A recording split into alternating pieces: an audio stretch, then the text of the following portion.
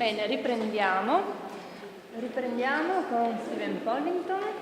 È un intervento che sarà sicuramente molto efficace, mi addentro nell'antico sassone, ma diciamo oral tradition in Anglo-Saxon England. Però vorrei che fosse Gabriele Zorzi a presentarlo, anche per evidenziare il legame con l'associazione La Fara di Stephen Pollington. Sì, noi non abbiamo un legame diretto, ma era...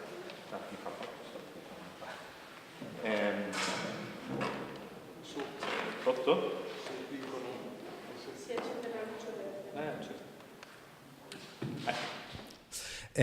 Sì, non abbiamo un legame diretto, ma noi siamo molto felici che il signor Pollington abbia quest'anno deciso di concederci la sua presenza qui ad Anno Domini, perché oltre alle pubblicazioni in cui lui appunto si occupa spesso della tradizione orale, come vedete nel periodo anglosassone, si è dedicato a studi e ha scritto ad esempio sulla sala dell'idromele, sul contesto principale del convivio in quel periodo, e sulle antiche divinità, sul modo in cui si potevano dedurre i rapporti religiosi attraverso appunto la fonte letteraria o in questo caso lo scarno dato archeologico.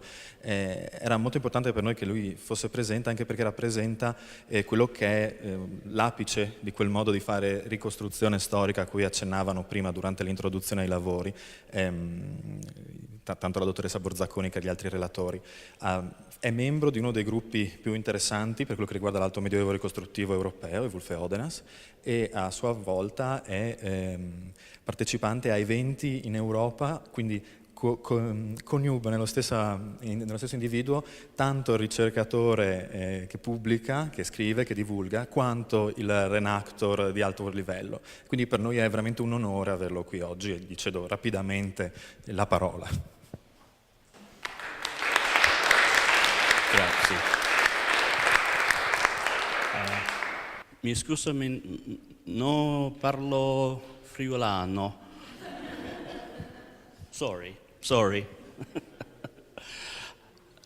I hope I can speak clearly enough that you can understand me. If I catch anyone sleeping, there will be trouble. These guys are armed, they have weapons. So, the title of the talk is Swutol sang shoppus, canzone chiara del poeta. It is a quotation from Beowulf, the poem written in Old English around 1000 AD. It means as the clear song of the poet. And the purpose of calling the talk by this title is that the poet, the shop, the poeta, is the vector by which information is transmitted from one generation to another and from one society to another. This particular area has been an interest of mine for 40 years now, which shows that I'm no longer a teenager. And it's something that I'd like to share with you. I should be focusing on oral history. Obviously, we don't have oral history directly from this period. We have written records developed from oral history. So, let's hope this works. Just to put you with the context today, the Anglo-Saxon period in England runs from 400 AD to about 1100. So it is 7 centuries. It's a very long period of time, longer than the medieval, longer than the Roman period, in Britain at least.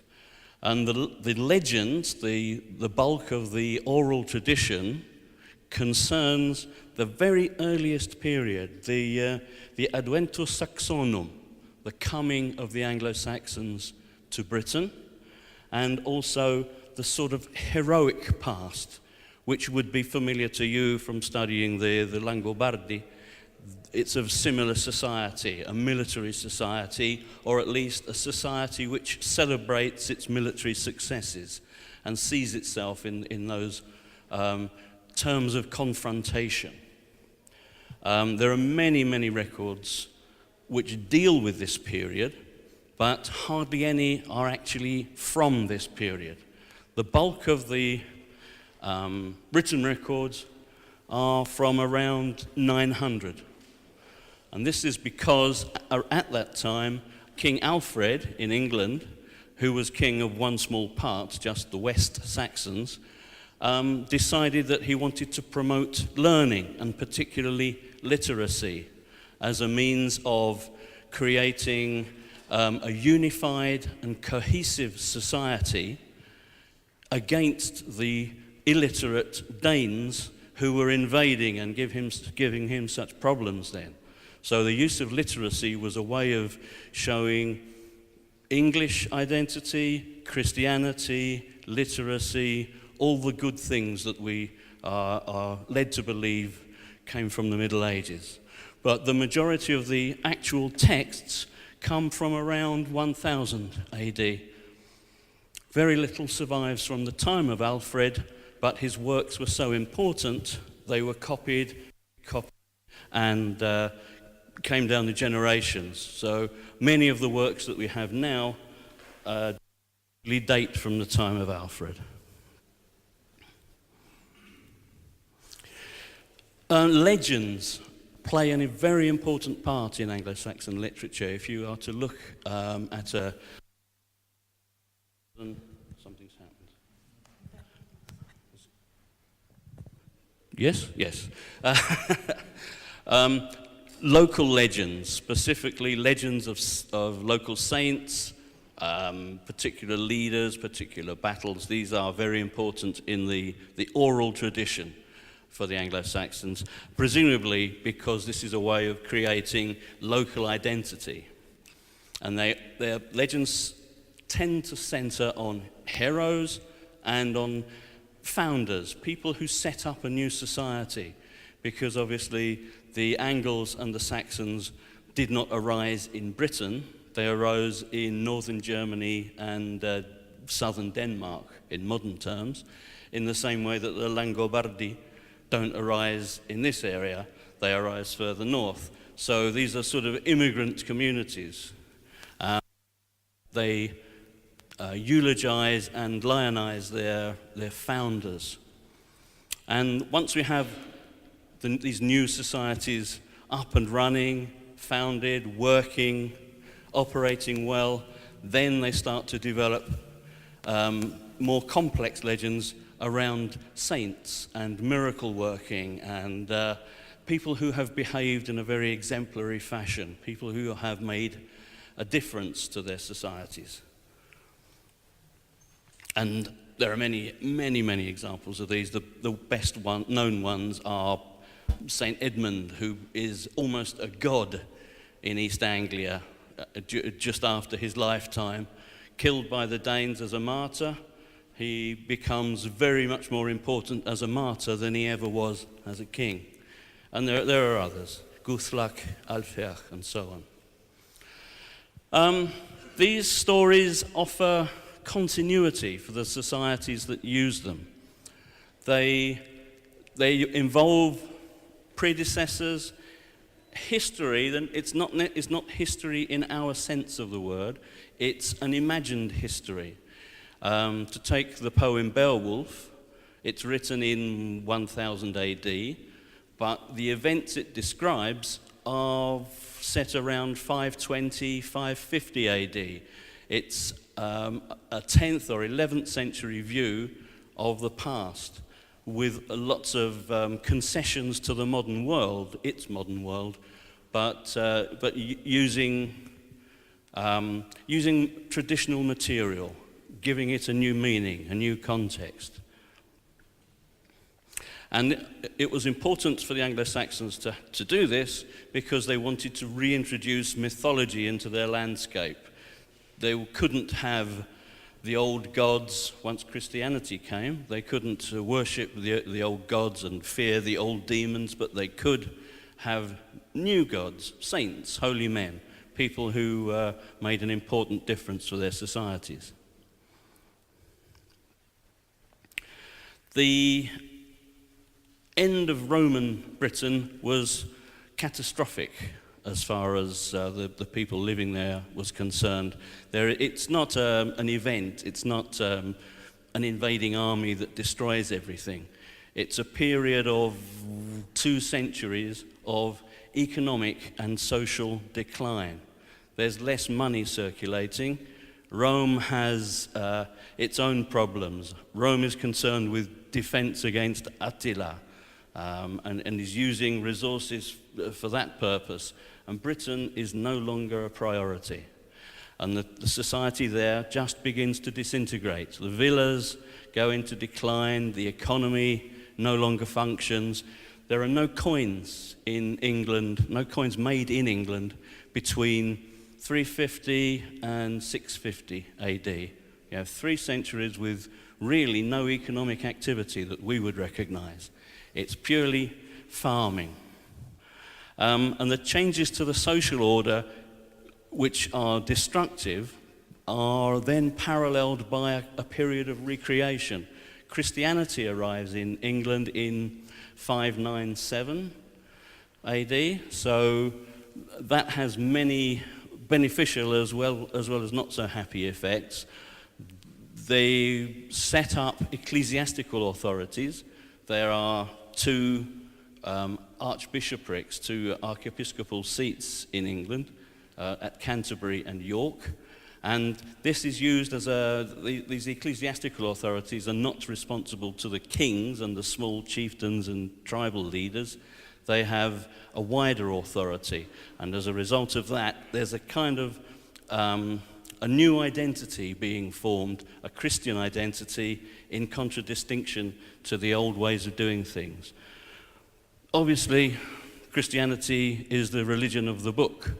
And their new reverence for literacy is introduced, and that really starts to take off in the early years of the 7th century.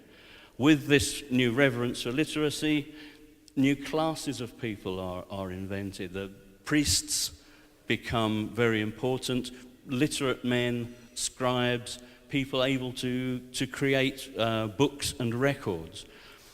Once you have record keeping, you then have taxation. I'm sure this is a great benefit to everybody. We all love to pay our taxes. But there we are. With this new order, this new medieval order, this kingdom rather than Iron Age chiefdom, taxation is one of the things that goes with it. Is it going to work? The central institution, the central social body for these societies is something called in modern English, a mead hall. The old name for it is a meduseld. And those of you who've read Tolkien will know that meduseld is the great wooden hall of the Riders of Rohan. And I think Tolkien was inspired by these visions of the mead hall in Anglo-Saxon literature. The mead hall is a place of warmth and light and companionship. It's where all the good things in one's life take place. This is where you meet your lover. This is where you get married. It's where you become a member of society. It's where you hear new stories, make important announcements. It's the central institution for this society, the mead hall. And of course, mead is hydromello. It's a very important drink. And the whole part is any of these communal buildings. So in every settlement, there is one building which is larger than the rest. This is where people come together for their social activities. Sociologists, when they talk about this topic, use the term commensality. Commensality means sharing food. The Anglo-Saxons called it sitan to symble, sitting to a feast, sitting together in order to share food, drink, stories, interchanges, games, whatever is good in life. This is where it happens and how it happens. But part of the purpose of having this symble, this feast, it introduces structure and it reinforces existing structure. That didn't work terribly well. It's social order. It's bringing the social order to the attention of everybody, creating new hierarchies when people leave, creating new hierarchies when people enter the society.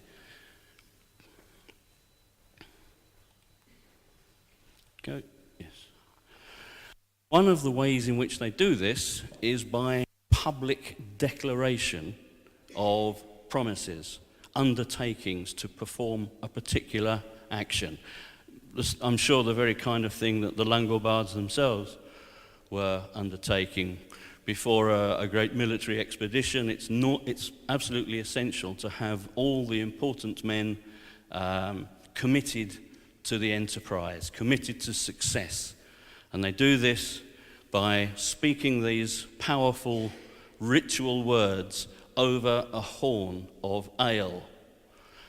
The ale is important in itself, partly because it increases good feeling in the community, but also because ale is made from the grain, the corn.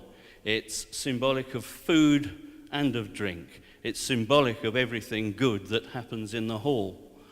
To speak ritual and symbolic words over the ale horn gives them a weight and a symbolism that they would not otherwise have. So,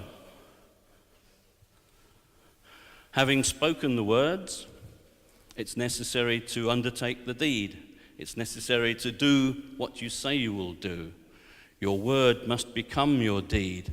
And when you are successful, when you become a great warrior or a very clever merchant, then those deeds go back into the community as words. Your story is told for other generations. Your story is spread by poets and by storytellers.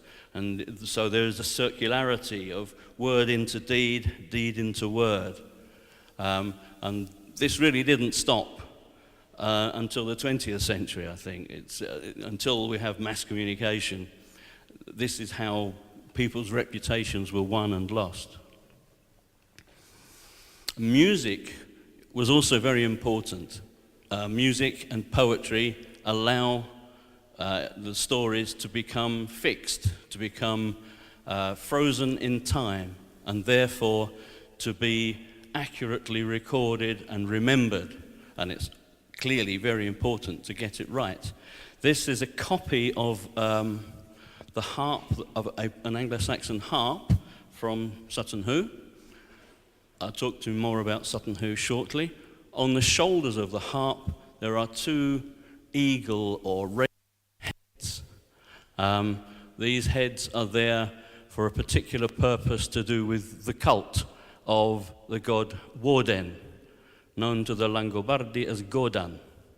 It's the same deity, the same divinity, the same impression, and the use of this bird of prey symbol is very common amongst the aristocracy and the high-born men of this time. The fact that there are two of these birds has a reflex in the later Scandinavian stories about the god Odin, who sends his birds out every morning to gather news and to come back to him at mealtime and report what they have seen. And the birds are called hugin, which means thought, and munnin, which means memory. And the two things together are absolutely essential. Munnin is recalling what has happened, and hugin is using that information to plan something new. So it's the past and the future in interplay in these two birds. Now, we heard earlier on about Paolo Diacono and what he had to say about the Longobardi and their fame. The famous name of Albuin was spread far and wide, so that even now his open-handedness and glory, luck and courage in war are celebrated in songs among the Bavarian folk and the Saxons, as among other men of the same language. Well, you can say this is an exaggeration. The reputation of Alduin maybe was not so great. But in fact, there is an English manuscript dating to 1000 AD. It's called the Exeter Book. It is a book of poetry given to the library in the cathedral in Exeter in England in 1070, and it's still there. It's never moved since then. And in it are many songs and poems, one of which is called Weedseath. And although this doesn't look like a very clever spelling, it uses two kind of runic characters in the spelling tradition of the Anglo-Saxons. That actually says Weedseath Mathalode Ward Hord on Leach. Weedseath, a poet, a storyteller, began to speak. He unlocked his treasure of words. A very poetic way of describing a poet himself. And it's a very interesting poem. It exists only in this one example.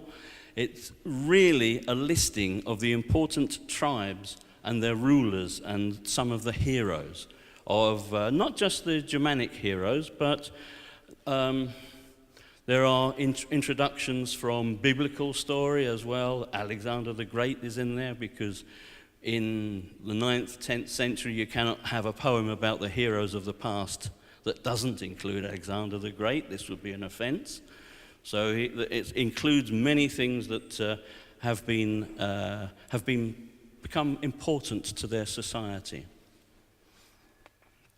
And the poem concentrates on some specific areas. The North Sea and the Baltic.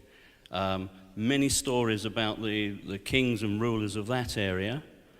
The Goths and Burgundians under Attila, the struggle with Attila, seems to have been very important to the Anglo-Saxons, and there are several stories about it. And some of the poems here commemorate it. Some news about the Frankish kingdom and how that was established and some of the rather unpleasant people that lived in it. And then the Longobardi are featured there in this English poem from the 10th century. Not in detail, but the verse does say, Sjava world Longberden. Sjava ruled the Longbeards. Sjava, as far as I know, doesn't appear in any of the writings of Paulus Diaconus or any of the traditions here in Italy. Sjava is one of the ancestor figures for the West Saxons in England. And I think what they're trying to do is to link the West Saxons to the glory of the Longobardi. They're trying to capture some of that prestige and spirit and glory and use it for themselves. Another quote, Erdwine suchte ich und Elsa, Eilmund und Hungar. Erdwine is Audwin. It's the anglicized form of Audwin. And likewise, Eilmund is Agilmund. Elsa, nobody really knows, but there is a figure called Elessa in the Anglo-Saxon early origin stories. So possibly this is a way to make the Anglo-Saxon Elessa part of the company of Audwin and Agilmund, trying to capture some of that glory for themselves. Hungar, don't know. It's not a name that occurs anywhere else. It's been argued about for a long time.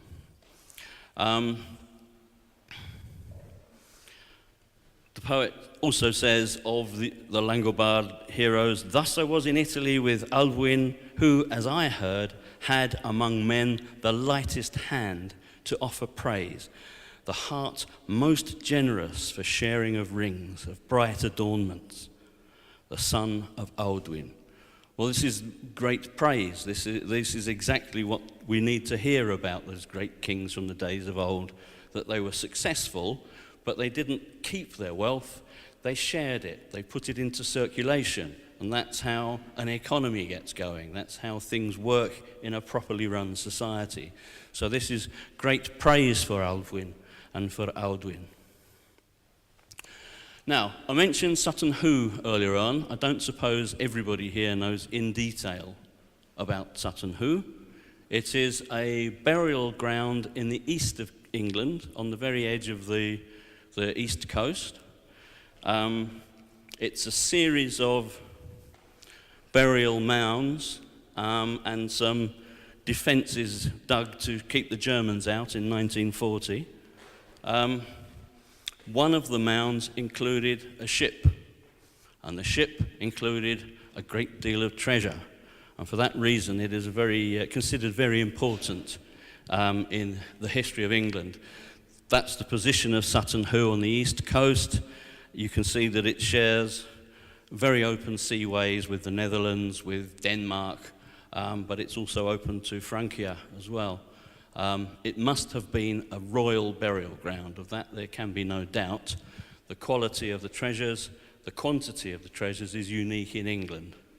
We believe it was the burial ground of the kings of that kingdom of East Anglia.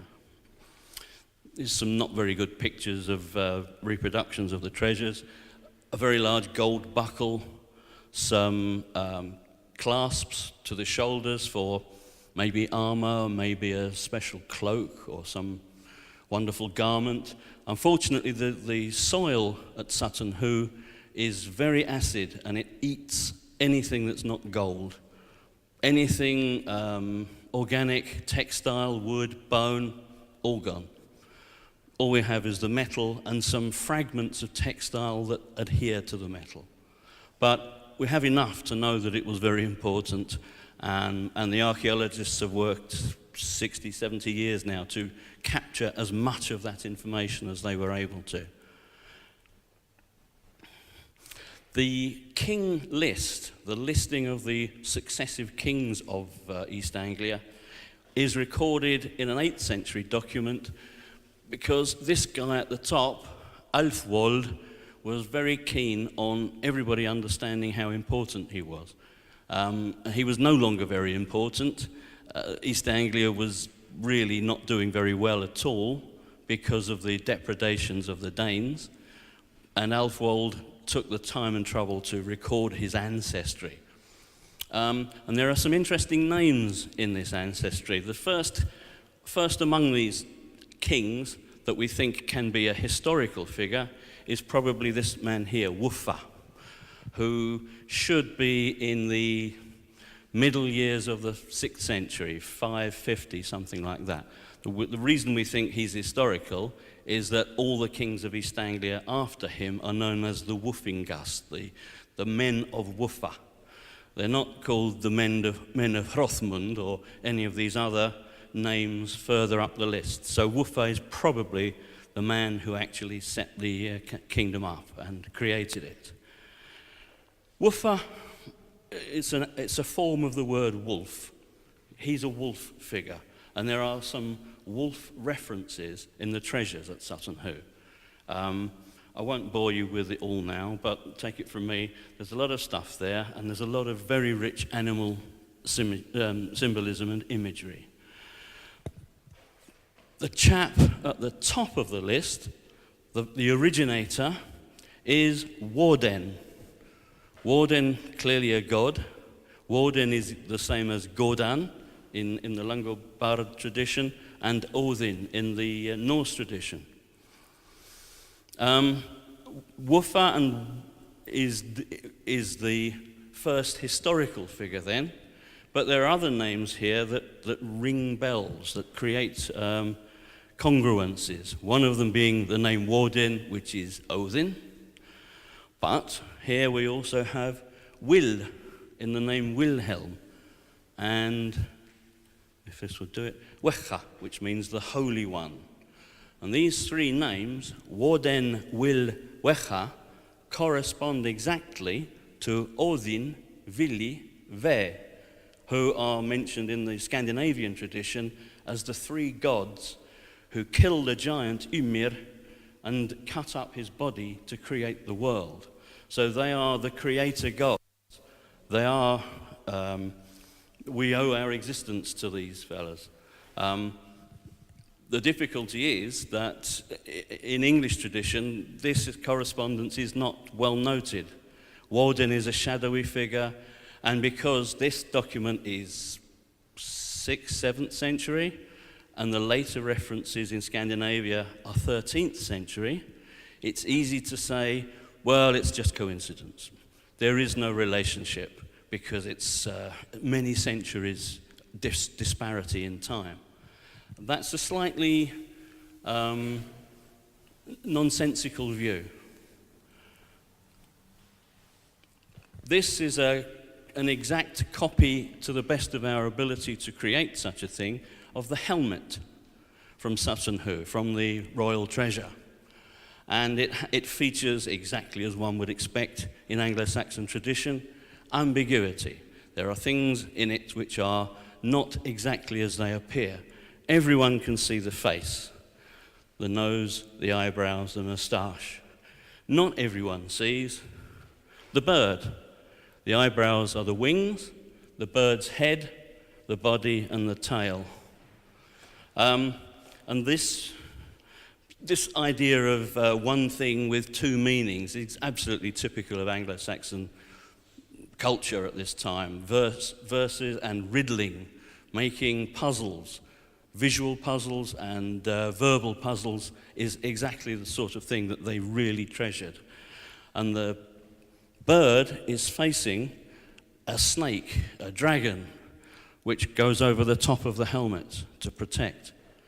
And there is a similar collocation of imagery if you think of some of the tales of the Norse god Odin, who wants to secure some special mead which has magical properties, which is hidden beneath a mountain.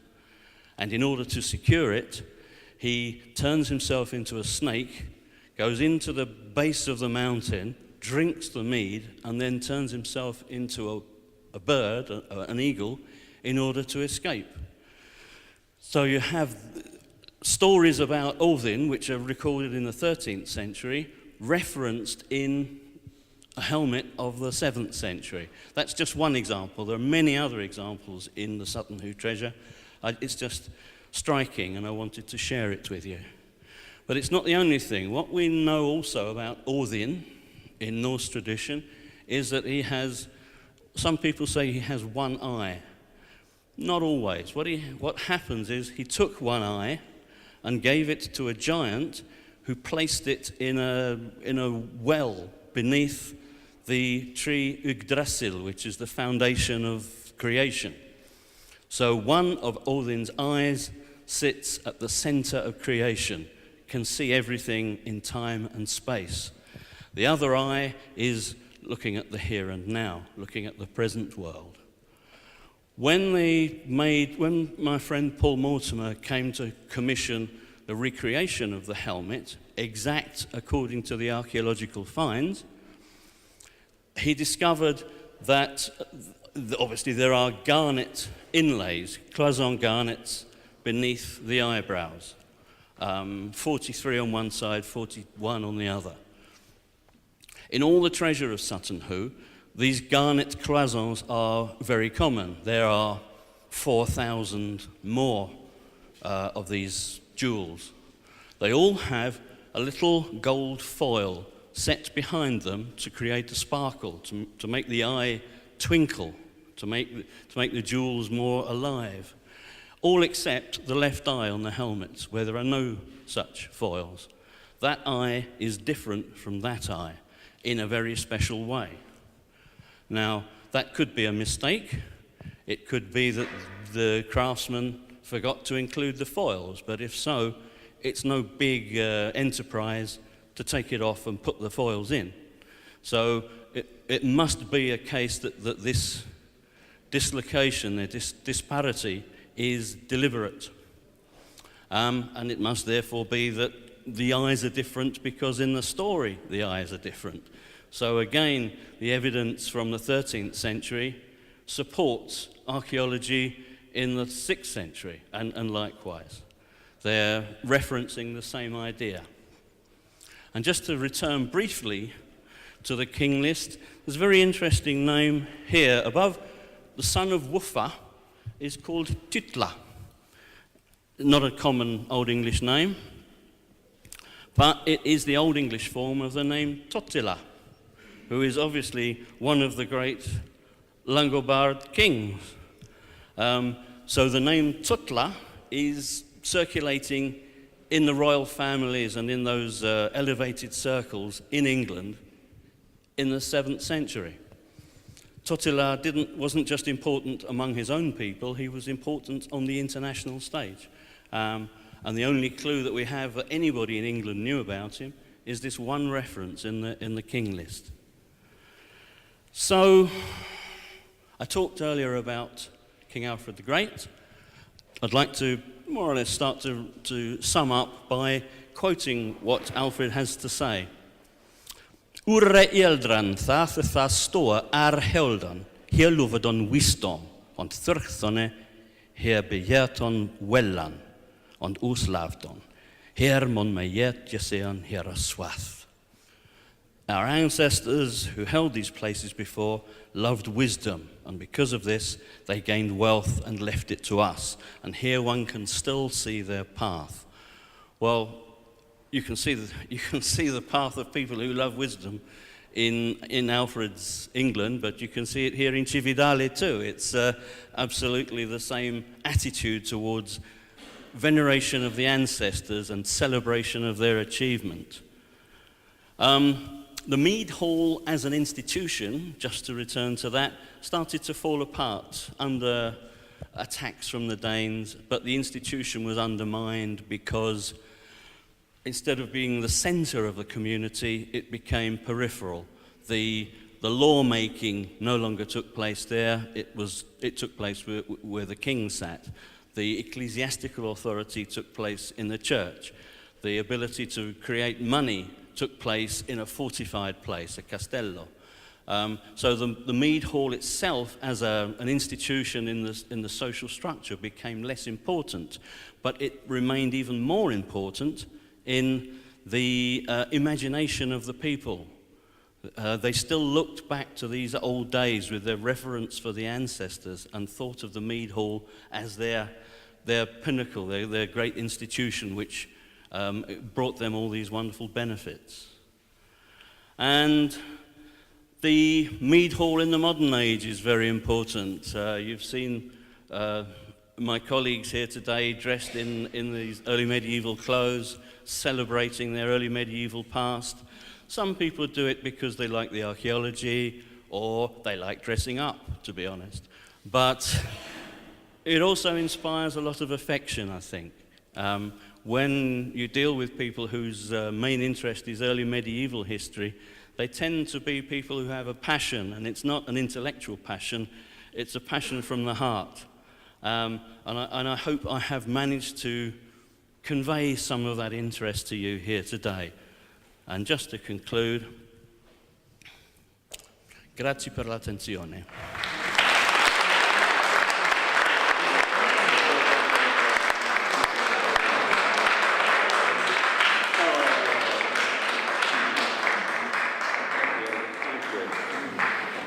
Grazie signor Pollington per questa bella carrellata di dati, situazioni per un archeologo medievista quasi galvanizzanti e di ricostruzioni a cui forse diciamo che la nostra cultura non è ancora così predisposta, ma che anche attraverso questi incontri possiamo ancora di più sperimentare, conoscere e apprezzare.